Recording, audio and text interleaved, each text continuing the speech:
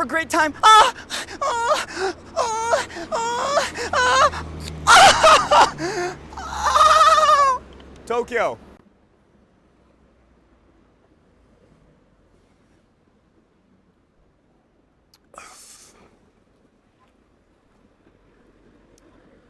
Good morning, Tokyo. What's up, dudes? I gotta catch you guys back on some shit. It's fucking crispy. Got it all over my chin.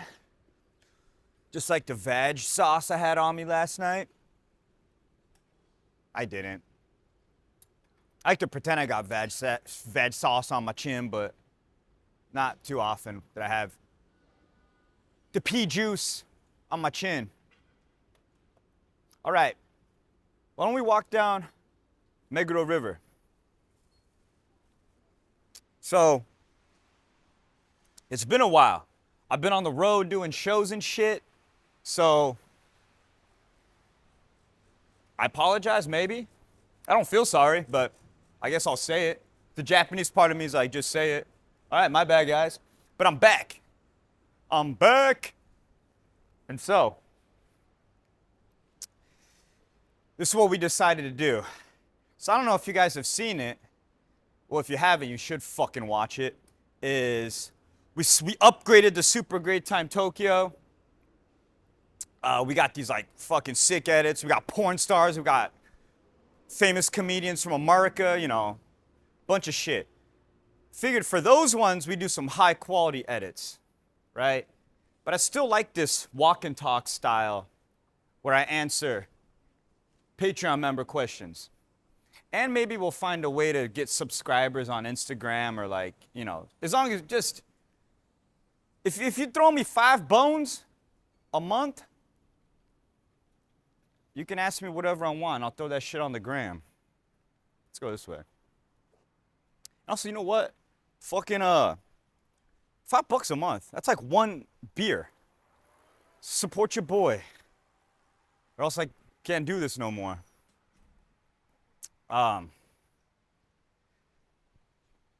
Yeah. So I'm gonna try to go back to releasing these once a week. Right? And then every month, somewhere in there, once a month will be a dope episode. You know, a higher quality, fresh edit one.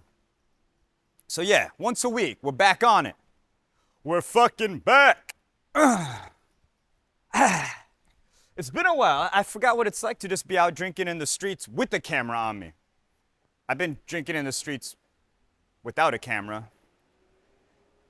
But today we are here at Meguro River, Tokyo.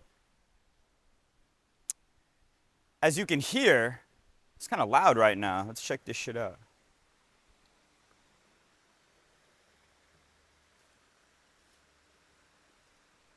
So, they say that this river is actually haunted. I guess like post World War II or during World War II, yo, they would just like throw people in the river. Dead people. And so there's supposed to be mad ghosts. And they want revenge. And they're a little horny, you know what I'm saying? So yeah, at night sometimes people say they hear voices.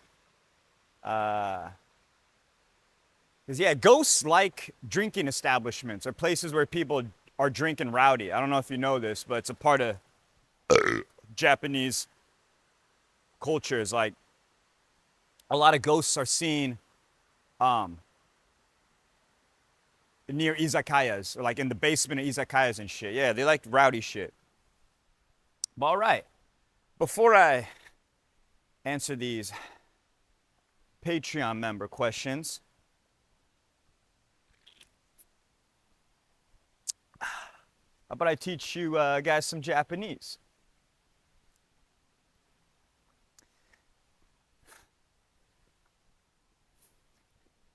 Let me teach you some Japanese. So say you see a J-babe at the bar. You're like, ooh, word?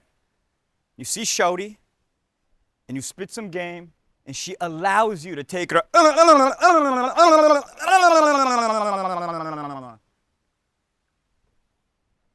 Pound Town, you know what I'm saying? Yo, you get to the love hoe. Right off jump, she just takes all of her clothes off. She's like, she's like,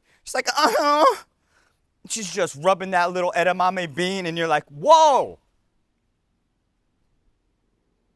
That's not ladylike, but I like it. I'm not gay.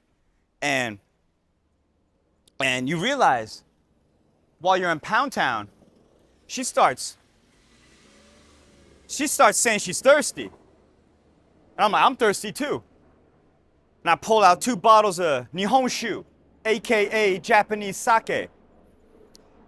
And I take a look at her V, her little vajayjay. I'm like, cute.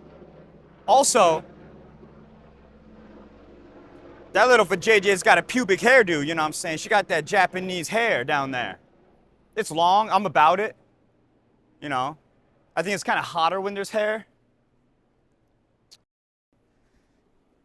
You start pouring this Japanese sake just all up in that little V area, you know what I'm saying? Yo, her pubes is just getting, just doing a little dance in the Japanese Nihonshu, and you're like, word. You're like, that looks kind of good. So while you pouring it through her pubic hairdo, you're also drinking up that the Japanese sake. Ladies and gentlemen, boys and girls, when you pour Japanese sake through a girl's pubes and then drink it after that filtration, in Japanese it's called Wakamezake.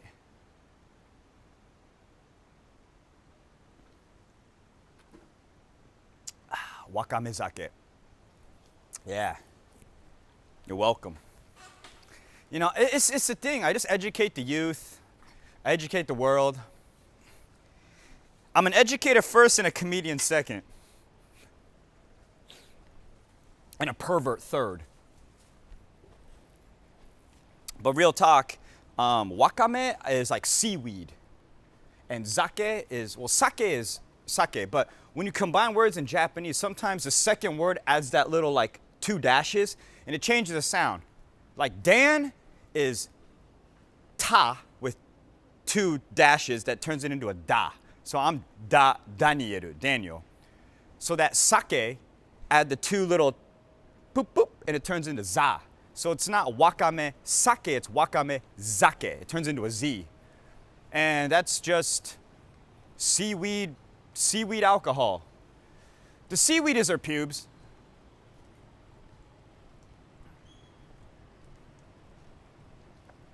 Girl pubes are dope. Guy pubes suck. Ew, guy pubes? All right, let me get on to some more important shit. For y'all, let me answer these Patreon member questions. So, I know I took a little break. Sorry if that sounded loud. Wanted to make sure my mic's still going. So, I know we took a little break. So the questions, I'm not sure if I gotta check. One moment here. Okay, let's get right back to it. Nina K asks, how did you like Osaka? Oh yeah, hell yeah. So I was on the road, I was doing shows in Osaka, me, Yuri, and Shota, just some other comedians out here. That shit was wild. Soe Moncho is wild. That's one of the red light district streets in Osaka or something. This chick, yo, we're walking down Soe Moncho, me, Yuri, and Shota. And this lady ignores Yuri and Shota and comes straight up to me. And she's like, blowjob? I'm like, Yo, I understand missing out Yurie, because she ain't got no chin chin. But she completely ignores Shota, and a few other Japanese people come straight up to me. She's like, blow job? I'm like, what is this awesome racism? And also, I wanted that lady to try harder. Because I saw the other street lady workers, you know, the other women of the night. And, you know, they're wearing high heels, mini skirts, you know, they're looking hot. But the fucking lady that came up to me, she's wearing Crocs, jeans, and a hoodie. She's like, blowjob? Get the fuck out of here. Out here in your fucking Crocs giving blowjobs. You must got a lot of confidence in your blowjobs. Out here in your Crocs. Who's gotten a blowjob with the girl in Crocs? Hands up. Guilty. You heard? Did that answer? Yeah, my man. Yo, did that answer your question, Nina? All right. Kevin asks, where the fuck is that new episode, Daniel? I'm having withdrawal symptoms over here. Oh. Right now? Yeah, my bad. I was on the road. But I'm back. So ask a new question, Kevin. And also, I'm still waiting on that fucking whiskey, dick. All right. Matt asks, hey, Dan, I saw your performance in Romeo and Juliet. I just wanted to congratulate you on the outstanding performance. First time I've seen a mixed language play. Are you planning to do more acting and theater plays in the future? Yeah, me and your mom are planning to do The Fiddler Under the Bed. No, seriously, you know, that's a curveball for a lot of my people. Yeah, I was in Romeo and Juliet. What you know about that, dog? What you know about Dan being in Romeo and Juliet? It was weird being on stage for a long amount of time without, like, saying a punchline. I was just delivering lines, and I'm so used to, like, if there's no laugh, that means I'm not doing a good job.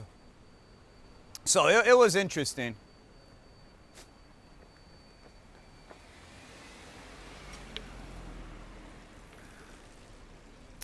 It was awesome, though. I loved that whole experience. It was fun. Because, like, the Capulets were, like, Westerners. No. The Capulets were Japanese. And the Montagues were Westerners, Americans probably. It was during that age of, like, what's it called? When Japan was, like, opening up its borders way back in the day. And it was like The Last Samurai. Like, how much of your culture do you change and how much do you keep when you know, start opening up to the Western culture? That's like me in the bedroom. I'm like, should I just go to town on this Western style, or should I just say, like, Ohayo gozaimasu to the vag before I hit it? You know what I'm saying? All right. Garfy asks, longtime viewer of the Badonkadonk pod. Oh, thanks, man. That's the Japanese one I do with my comedy partner, Yuki. It's in Japanese, but there's subtitles, so check it out. How was the process of moving to Japan like for you? First off, my boys took me out and got me so fucked up on everything they could find. And then I don't remember packing. I just jumped on a plane and I woke up in Tokyo. I don't recommend that because I brought a broken laptop. It didn't break during the transit. It broke. It was already a broken laptop. Like, Daniel knew it was a broken laptop. And I packed a broken laptop, a Toshiba laptop. Because my racist ass thought that every Japanese person knows how to fix a laptop.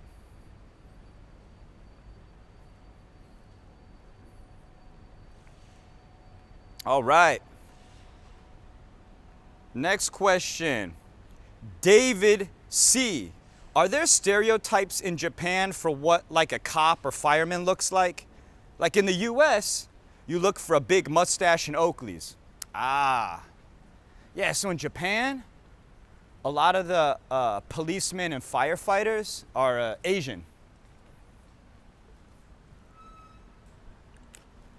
Usually their eyes are like a little more slanted, hair black, you know, a little shorter than what we're used to. They talk in this weird language. It sounds like this for some reason. I don't know. They're polite until they pull out a stick and hit you, the policemen. The firefighters, they ask if they can rescue you before they rescue you out of the fire. Yeah. Oh, that's it. Those are all the questions for the week. All right. So I'm bringing this back once a week. So fucking help me out, ask some questions, or else I'm just gonna be walking around jerking off on people. And yeah, that was this week's episode. So I guess this is the biggest Starbucks in the world. Quote me on that. And it's fucking huge. It looks like a fucking church. Looks like a fucking cult. As good as it is, man, I don't fuck with that shit because there's so many good mom and pop coffee shops in Tokyo, in Japan, that like when I see something like this, you know, Japan Fasto, you know what I'm saying? This is Shiatoru Fasto.